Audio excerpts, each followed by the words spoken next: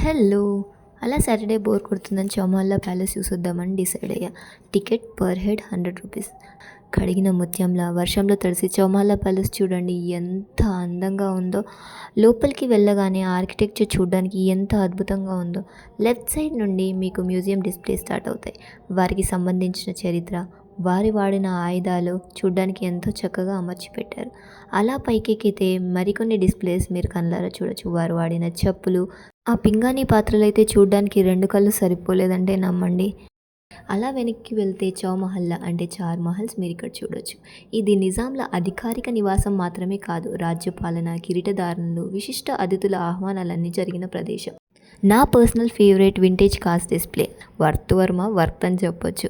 ఇదంతా చూశాక చౌమహల్లా ప్యాలెస్ హైదరాబాద్ వైభవానికి నిశ్శబ్ద సాక్ష్యం అని నాకు అర్థమైంది. మీరెప్పుడైనా చౌమహల్లా ప్యాలెస్‌కి వెళ్లారా? మరి మీకేం నచ్చిందో కమెంట్ చేయండి.